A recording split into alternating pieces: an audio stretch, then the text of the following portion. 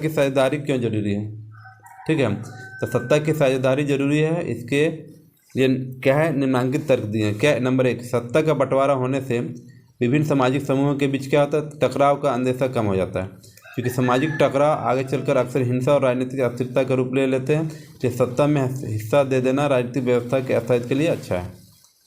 Point number 20, सत्ता की साझेदारी दरअसल लोकतंत्र की आत्मा है। लोकतंत्र का मतलब ही होता है कि लोग इस शासन व्यवस्था के अंतर्गत हैं, उनके बीच सत्ता का बांटा जाए और लोग ढहरे से रहें। इसलिए वैध सरकार वही है जिसने अपनी अपनी भागीदारी के माध्यम से सभी समूह शासन व्यवस्था से जुड़ते हैं।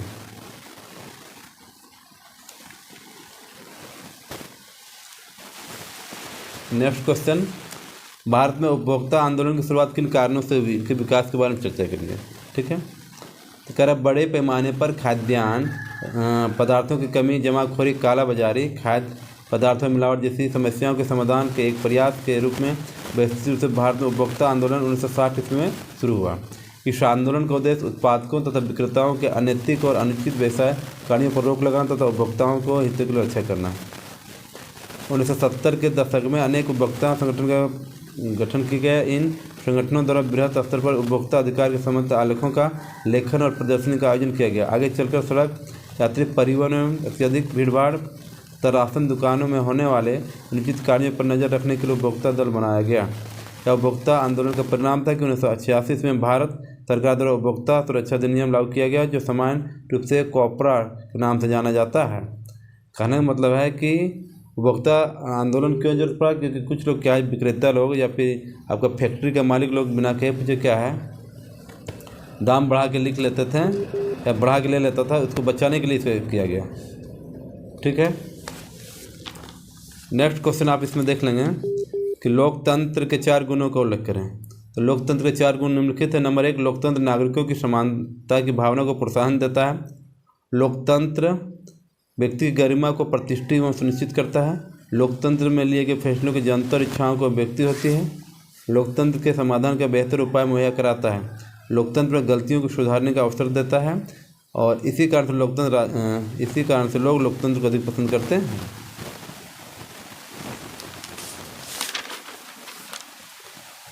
नेक्स्ट में आप एक और देख लीजिए भारत का मानचित्र। इसमें आपको दिखाना नवेली, कोरबा, चंद्रपुरा, रतनवाटा और नरोरा।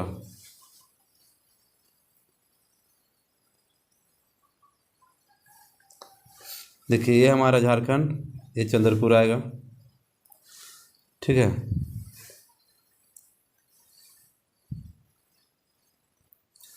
ये आपका रावतभाटा राजस्थान में, ये आपका नरोरा, ये आपका कोरबा, ये आपका है नवेली। ठीक है, नेक्स्ट क्वेश्चन दिया हुआ है कि रिंडर पेस्ट से आपका क्या तात्पर्य है। तो पशुओं में प्लेग की बीमारी को रिंडर पेस्ट कहते हैं, जिसमें 1890 के दशक में हजारों में अफ्रीका के पशु मर गए, जिसके स्थानीय लोगों के आजीविका और अर्थव्यवस्था पर गहरा प्रभाव पड़ा था। नेक्स्ट, भारत में झूम खेती किए जाने वाले 4 राज्यों के नाम बताएं। एक में असम, आंध्र प्रदेश, मध्य प्रदेश और उड़ीसा। सत्ता का विकेंद्रीकरण से आप क्या समझते हैं?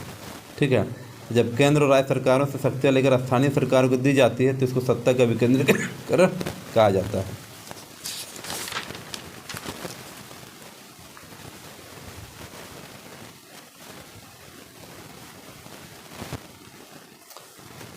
नेक्स्ट क्वेश्चन देख लें, फ्रांसीसी लोगों के बीच सामूहिक पहचान का भाव पैदा करने के लिए फ्रांसीसी क्रांतिकारियों ने क्या कदम उठाए? तो फ्रांस की क्रांति 1789 में शुरू हुई थी। शीघ्र ही लोगों ने राजा और रानी की छुटकारा पाकर सत्ता की सारी बागडोर अपने हाथों में ले ली। फिर उन्होंने लोगों को एकता और संगठन बनाए रखने के लिए अनेक कदम उठाए, जिससे निम्नलिखित प्रमुख हैं। क्या है? एक नंबर में सबसे पहले पितृभूमि और नागरिक जैसे विचारों में एक संयुक्त समुदाय के विचार पर बल दिया गया।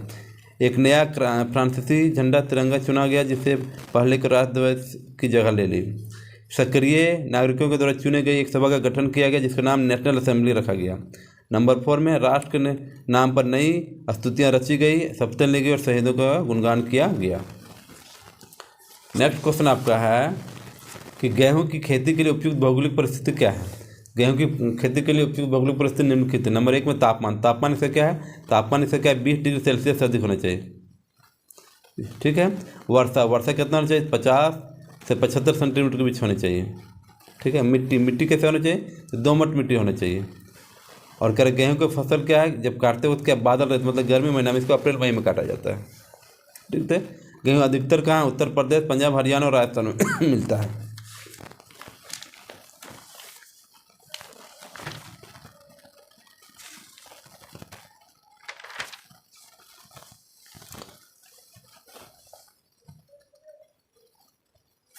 नेक्स्ट क्वेश्चन आप लोग देख लें कि हमें भारत में ऋण के औपचारिक स्रोतों को बढ़ाने की जरूरत क्यों पड़ी। तो ऋण के मुख्य दो स्रोत है, औपचारिक और अनौपचारिक। औपचारिक ऋण वह है जो बैंकों या सहकारी समितियों द्वारा प्राप्त होते हैं, जबकि अनौपचारिक ऋण वह जो साहूकारों, व्यापारियों, मित्रों, रिश्तेदारों प्राप्त होते हैं। औपचारिक ऋण से ब्याज का दर क्या होता है? 8 से 10% होता है, जबकि अनौपचारिक ऋण का क्या है? से 6 गुना महंगा होता है। औपचारिक स्रोतों से ऋण लेने से कोई शोषण नहीं होता, परंतु अनौपचारिक लेने से अनेक प्रकार के शोषणों का शिकार बनना पड़ता है। किसान एक ऋण किसी व्यापारी से लेता तो अच्छा है कि किसान उसके अनाज सस्ते दाम में बेचे।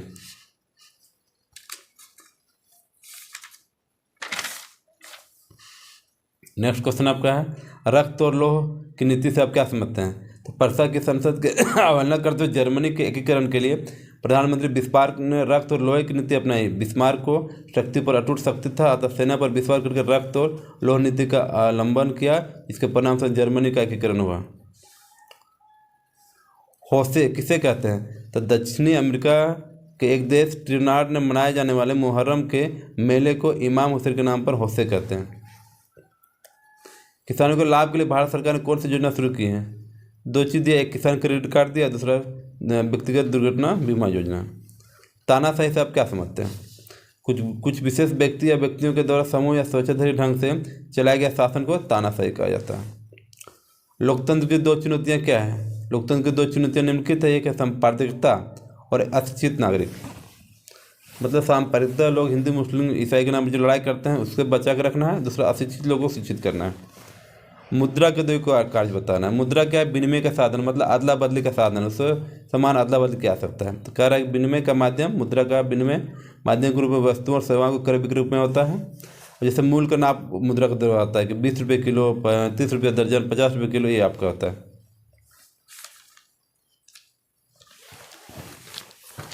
नेक्स्ट है, बाल्कन प्रदेश में राष्ट्रवाद तनाव क्यों पनपा। 3 कारणों का वर्णन करें।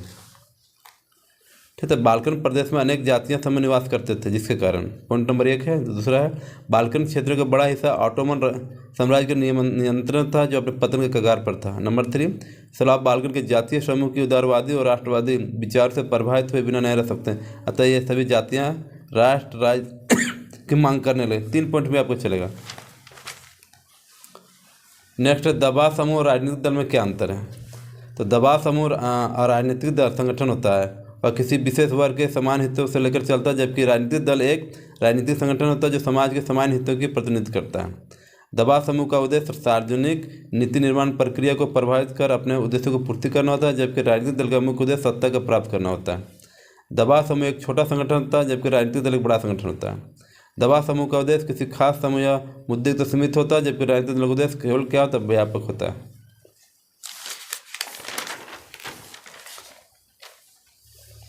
नेक्स्ट में आप इसको देख सकते हैं, खुली बेरोजगारी प्रचंड बेरोजगारी में अंतर बताना। तो खुली बेरोजगारी का पॉइंट नंबर यह दिया, इस प्रकार की बेरोजगारी के अंतर्गत लोग पूर्णतः बेरोजगार होते हैं। इसके अंतर्गत एक भी व्यक्ति को काम उपलब्ध नहीं होता है। इस प्रकार की बेरोजगारी औद्योगिक क्षेत्र में पाई जाती है और इस प्रकार के बेरोजगार लोगों को गणना स्पष्ट रूप से की जा सकती है। प्रचंड बेरोजगारी, इसके अंतर्गत लोग नियोजित प्रतीत होते हैं लेकिन वास्तव में बेरोजगार होते हैं। इसके अंतर्गत किसी काम में लोग आवश्यकता से अधिक संख्या में लगे होते हैं। प्रचंड बेरोजगारी कृषि क्षेत्र में पाई जाती है। इस प्रकार के लोगों की गणना नहीं की जा सकती है।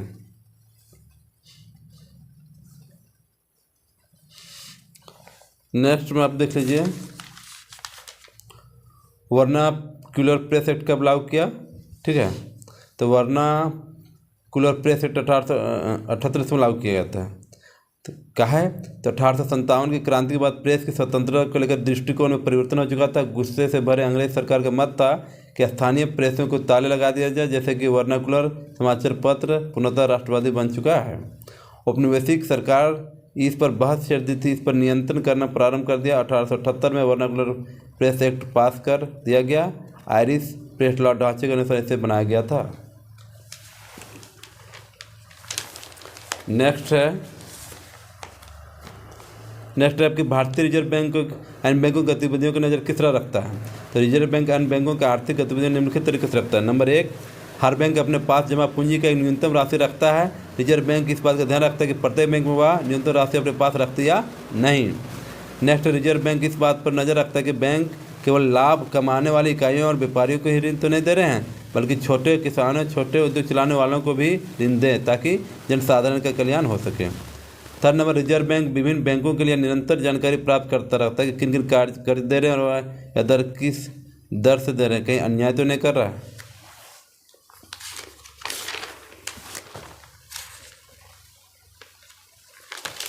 नेक्स्ट में आप देख लीजिए इसको कि गहन कृषि क्या है। तो वह खेती जिसमें अधिक उत्पादन के लिए प्रति इकाई भूमि पर पूंजी और श्रम की अधिक मात्रा का उपयोग किया जाता है, गहन कृषि कहलाता है। गठबंधन सरकार किसे कहते हैं। एक से ज़्यादा राजनीतिक पार्टियों द्वारा मिलकर बनाई गई सरकार को गठबंधन सरकार कहते हैं। आमतौर पर गठबंधन में शामिल दल एक राजनीतिक गठजोड़ करते हैं और एक साझा कार्यक्रम को स्वीकार करते हैं। अब संघ सूची में क्या क्या आता है। संघ सूची में आप देख लीजिए, यहाँ पर आता है मुद्रा, देशी मामले, प्रतिरक्षा, संचार, बैंकिंग इत्यादि।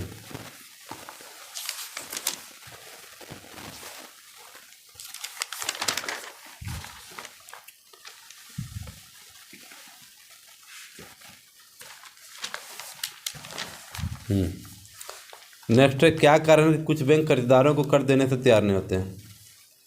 तो इसका बहुत सारा कारण। नंबर 1 कारण है कि कुछ कर्जदार बैंकों को अपनी आय का प्रमाण पत्र देने में असमर्थ रहते हैं। पॉइंट नंबर बी, कुछ लोग अपनी नौकरी के विषय में बैंकों को ब्यौरा उपलब्ध नहीं करा सकते। नंबर 3, कुछ लोग कर्जे के बदले भूमि, पशु संपत्ति आदि के रूप में ऋणाधार उपलब्ध नहीं करा सकते हैं।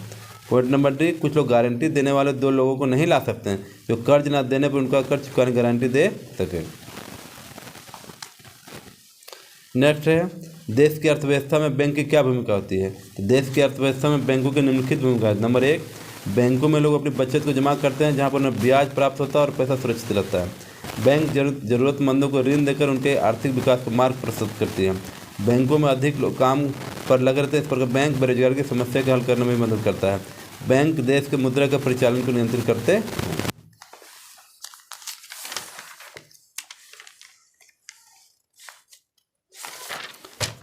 इसमें एक और देख लीजिए आप, भारत का मानचित्र।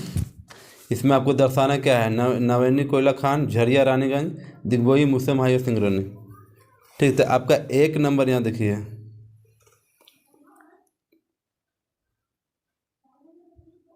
ये आपका 1 नंबर असम, दिग्बोई। नंबर 2 आपका है झारखंड, रानीगंज, झारखंड और बंगाल के बीच में। नंबर 3 आपका सिंगरौली। नंबर 4 ये आपका मुंबई। ठीक है। नंबर 5 ये आपको देखिए नवेली, कोयला खान। इस वीडियो में इतना ही। धन्यवाद।